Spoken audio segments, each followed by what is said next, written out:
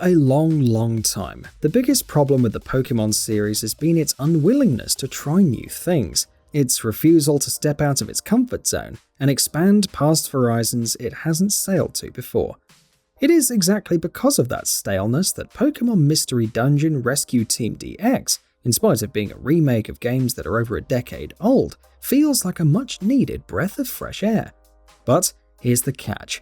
While the visual design and narrative strength of Rescue Team DX deserve praise, how much mileage you get out of the whole game will depend on how long you can tolerate its frustratingly repetitive gameplay loop. If you've never played the original Pokémon Mystery Dungeon games, the fact that Rescue Team DX's biggest strength lies in its story will probably come as a shock to you. Story, after all, is not exactly high on the list of things Pokémon games are known for, and yet, Mystery Dungeon's narrative is bursting with personality and charm. You play as a human trapped in a Pokémon's body, who finds themselves in a world inhabited only by Pokémon. This world is also being racked by mysterious natural disasters that are not only putting a whole lot of innocent Pokémon in harm's way, but also kicking others into a frenzy. Your goal then is twofold: to find out just how and why you've suddenly woken up as a Pokémon, and to save the world and the Pokémon in it from these natural disasters. In terms of the actual story developments, Rescue Team DX is not the best. It takes a lot of weird turns, and it doesn't explain some of its most basic premises nearly as well as it should. But all of that ends up mattering very little, because the real stars of the show here are, appropriately enough, the Pokémon themselves.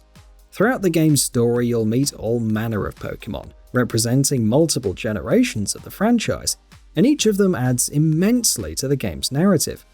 Each Pokémon has a unique personality and smartly written dialogue, and the relationships and friendships that develop between these creatures are the heart of the story. Rescue Team DX's story is all about the friendships you form with these whimsical monsters, and it is utterly heartwarming. Equally as charming as the story are the visuals.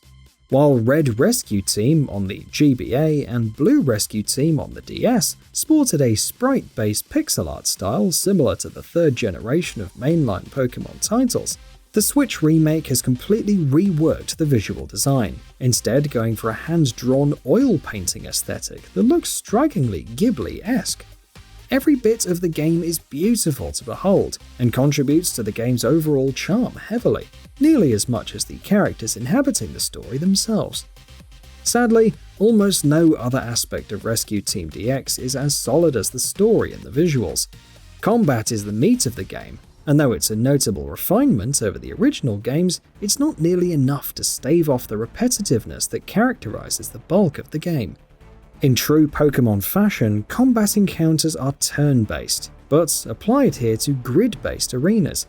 Every action, movement, using items, unleashing attacks uses up a turn, and each Pokémon can use one of 4 moves, also similar to the main series.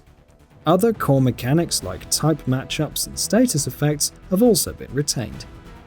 The biggest issue is that the vast majority of battles aren't nearly challenging enough to keep you engaged for long.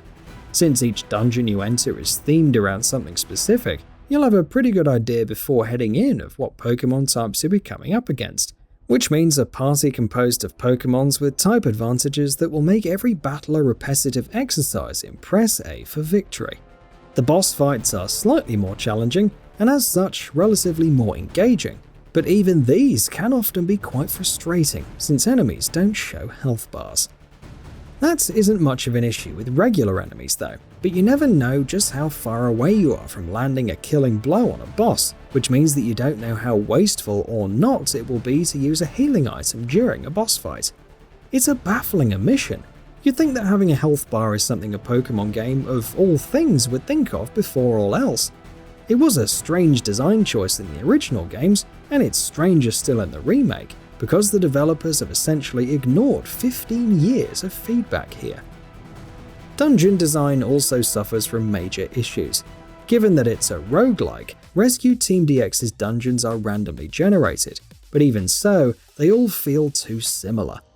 Other than the aesthetic differences in each dungeon, they all feel like lazy rehashes of each other.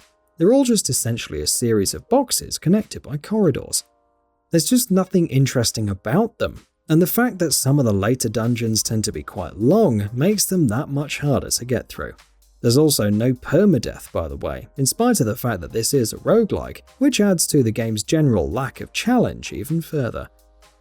The repetitive nature of the combat and dungeons is exacerbated by the fact that there isn't much else to do outside of this. The entire game, other than some minor side activities that are little more than distractions, tasks you repeatedly with quests and side quests that see you heading into dungeons and engaging in one battle after another. And unfortunately, there just wasn't enough to the game's core mechanics to keep me interested in any of it for too long. There's a dojo that you can head into to grind and gain some extra XP, but that, too, is all about combat. It also places time restrictions on you, which is a strange restriction to place in a turn-based game. If you are a fan of the original Mystery Dungeon games and/or are purely interested in this one for its visual style and the appeal of its charming characters and story, I can recommend this game to you, albeit with some reservations. However, in spite of enjoying those parts of the experience in particular, I found that they weren't good enough to carry the whole game by themselves, especially since the meat and potatoes here, the combat and dungeon crawling, are so repetitive and monotonous. It's a real shame too, because I want Pokémon to step out of its comfort zone and just try new things. I just wish it did it better. And that wraps it up. If you like what we're doing, please consider subscribing to our channel. We upload new videos daily, so make sure you don't miss them by subscribing. We appreciate your support, and we thank you for checking us out.